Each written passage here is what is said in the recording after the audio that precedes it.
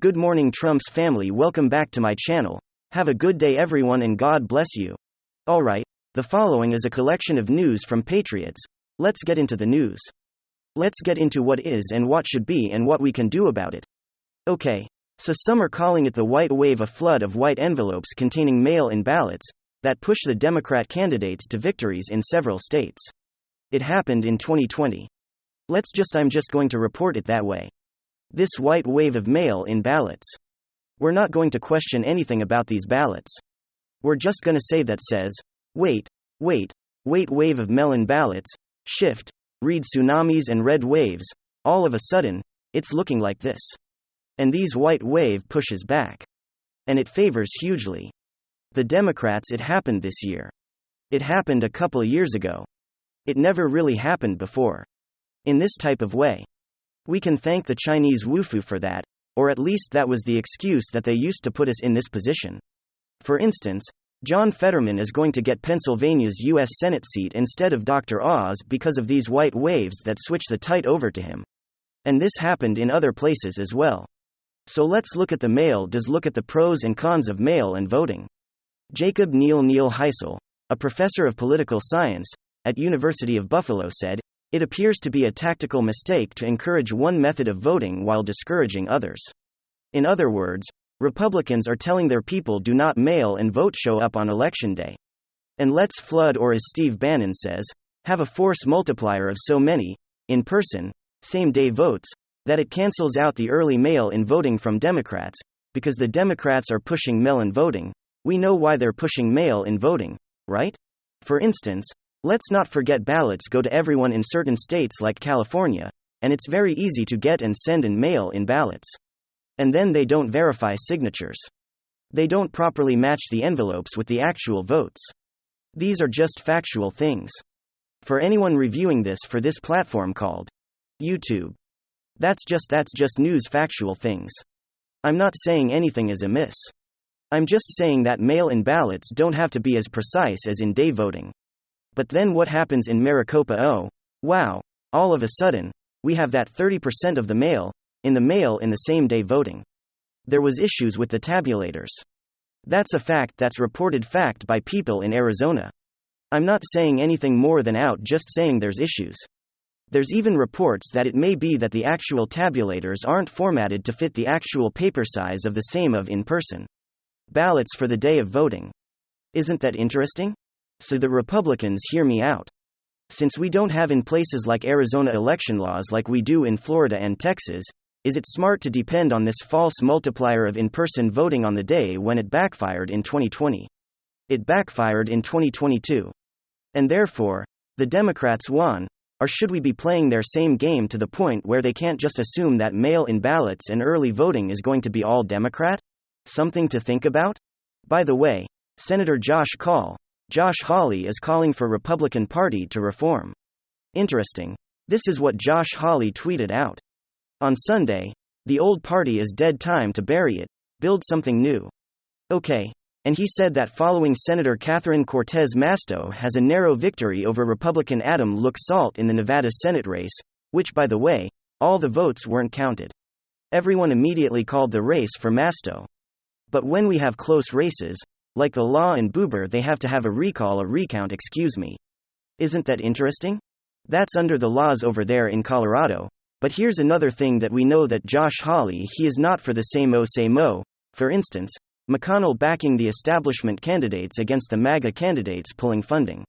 I mean, look, if you are an idiot, let me break it down for you, and you're probably not if you're on here. I don't insult my audience. I know you guys are America first, you're MAGA, or you're independents who favor small government or for big government, definitely you're anti-Marxist like yours truly. But just in case you're not aware, McConnell, McCarthy, they're in it for themselves. They're in it for the power. They're in it for the establishment. They are not in it for MAGA. McConnell and McCarthy are not MAGA. They are for the old guard. And it's time to build something new. The day before the midterm elections, Hawley indicated his support for change within the party following his statement that he would not support Senator Mitch McConnell for Senate GOP leadership. I don't imagine I will know, is what Hawley said when he asked if he would back McConnell. I'm not sure if any other senator will run or not. Nobody's indicated they would. But my view is that we need new leadership in that position.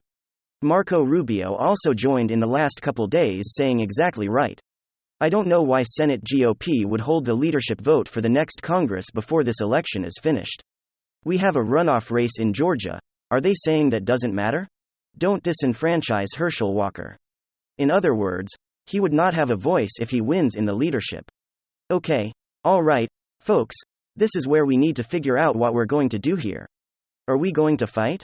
And this is a tactical, not a moral issue that I'm presenting to you. Do we accept the things as they are? Or do we keep wishing on how they should be? Now we should have one-day voting. But we know that mail-in ballots in 2020 and 2022 are the norm? Are we going to fight to change to one-day elections? Or since we are given this paradigm? Are we going to play within this paradigm and start beating the Democrats at their own game? Now I'm not talking about anything unethical or illegal. But I'm talking about gaming the system or gaming the system. This is what Mollie Hemingway of The Federalist talked about recently her on Fox News. I want you to listen to this. Take your emotion out for tactically. Let's not think about how we want one-day voting. But since we are in the paradigm of month-long voting, should we change our tactics? And then, this is some big news, being too nice isn't a good thing if you lay down. If you assume the fetal position, people will walk over you.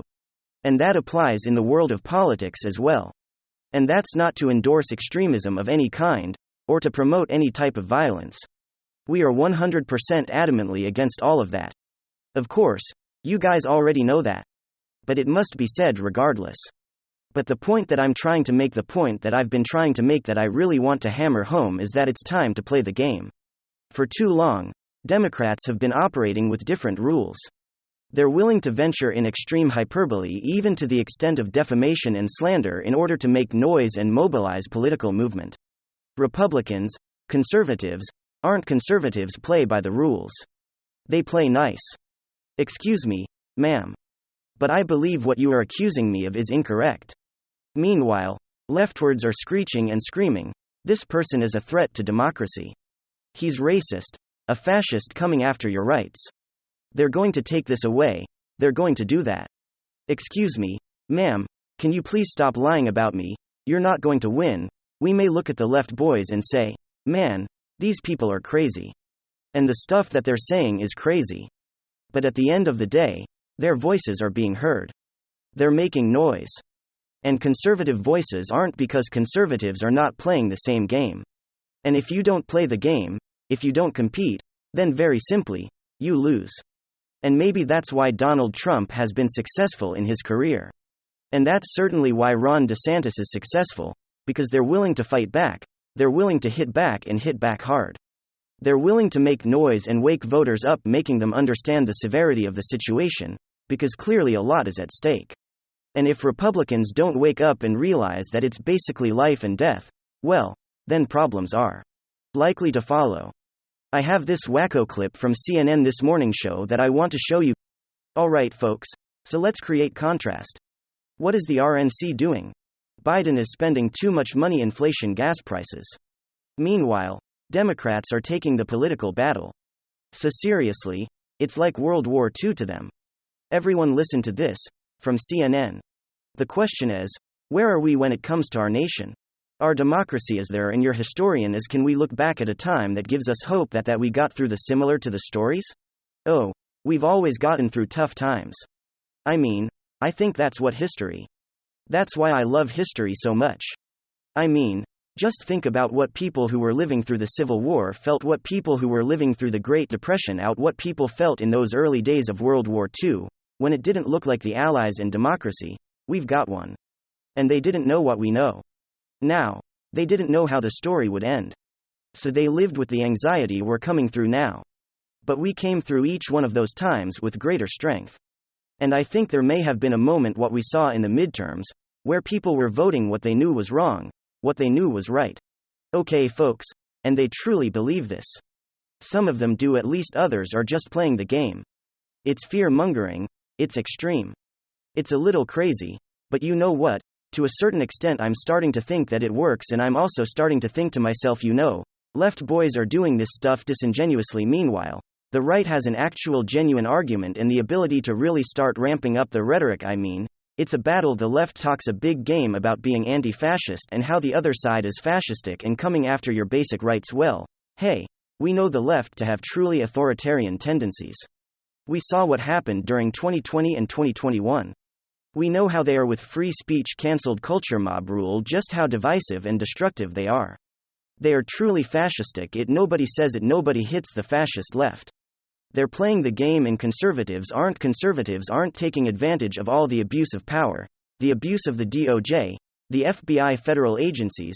The document and text message leak from 2 weeks ago suggesting that the FBI is influencing social media companies to censor information on behalf of the current Democrat regime. The fact that they took away your rights for 2 years straight. They destroyed people's businesses and livelihoods. Set children back 2 years straight. It seems like the GOP just conveniently forgot about it, or they mentioned it as a little talking point, but they don't hit hard like Ron DeSantis does. And that's why Ron DeSantis is more successful, because he understands the gravity and the seriousness surrounding these issues and what he's fighting. He labels it as evil, and he doesn't say my Democrat overreach and abuse of power is bad. Okay. No. He says this will never happen in Florida. It will never happen in Florida. We are a bastion of freedom. We will stop it. We will spike it down. It will never happen under my watch. That's what he says. He takes it to that. And next level, he makes it emotional. He makes people understand just how serious it is with the indoctrination of children. Here's another issue with the indoctrination of children. Republicans are sweeping school board elections across the board. It's a winning issue. Parents care about it. But you have to make parents understand that it's not a game, that this woke indoctrination is going to harm your children. I mean, Democrats are running on platforms of mutilation. I'm going to purposely be vague, and I'll just leave it at that. We're talking about really, really serious, heinous stuff here. We're talking about pushing totally altering, life-damaging procedures and influence on children, on young children, on your young children. And yet the GOP is too scared to expose it, to make it an issue, to get involved in that cultural battle and take a strong stance and say with us, it ends, it will never happen under our watch, a clear mandate, and on the same issue of crime. And this is where I think Dr. Oz's campaign fell short significantly. I mean, look at Lee Zeldin for instance. He was a hawk on the issue of crime. He was saying, day one, we're going to declare an emergency, we're going to do something. Philadelphia is one of the most dangerous cities, there's a serious crime epidemic, and Philadelphia Fetterman was running on a campaign of releasing 1/3 of the inmate population, releasing violent felons, and he had done so. Where was Dr. Oz hammering this issue? The guy was soft. And he was putting out these milquetoast grade school style campaign ads, instead of looking at the voters and saying, this guy is a nutcase, my opponent has lost the plot, we are going to stand up for you. We're going to do the right thing. And we're going to clean up the streets in certain areas in Philadelphia. It looks like a damn third world country. And Dr. Oz didn't know how to package a strong political message that got people serious about the issues and make people say to themselves, you know, this man is the man for the job. And that's the problem over and over again. Democrats look at voters and say you're under threat, society is going to collapse. It's going to be nuclear war. If Donald Trump gets elected, you're going to lose your rights. They're going to come after contraception. They're going to do this, they're going to do that, we're going to stand in front of them, we're going to stop them, is what they tell you. Maybe all lies and propaganda and misinformation, but at least it's a political message. And at least they stand for something. The GOP doesn't seem to stand for anything. I mean, with everything that's gone on for the last couple of years, with voters angry, 70% of voters in exit polls said that they were either dissatisfied or angry at the current state of the country. People are legitimately angry. And the idea that you're going to tap into that anger, that frustration with a soft, neutral, monotone tone, you might be right, you might be pushing the right ideas. But if you don't match the energy, if you don't come out swinging, we are going to do this, head to the polls, we're going to get the job done. Because enough is enough. If you don't speak like that, if you don't have that passion and that energy to get people motivated, if you run the campaign, a la Mitt Romney, you're gonna get Mitt Romney results. And we all know how that went in his matchup against Barack Obama. So many things after this 2022 election are starting to be crystal clear for me. Maybe I'm wrong. Maybe I'm right on the money. But this is how I feel. And honestly, I tend to be a glass half full kind of guy, eternally optimistic. I'm gonna look at this 2022 lackluster election and get the positive from it and say, what is the step forward? What's the next move? This is what I'm thinking. It's time to get serious. The Democrats have been serious, Republicans haven't, at least outside of Ron DeSantis and Donald Trump and, of course, Kari Lake, some other figures as well. But of course, those are really the political superstars, the firebrands, the people with charisma, the people who are hitting hard, and it's no wonder they gained so much momentum as political brands. It's time to mobilize people, it's time to get people in food, and the only way you do that is not with empty suit Jeb Bush politics, it's with a hard-hitting message that gets people excited. It's time to match the Democrat energy, but of course, that's just my opinion. Thank you very much. WWG1WGA. Give me your thoughts below.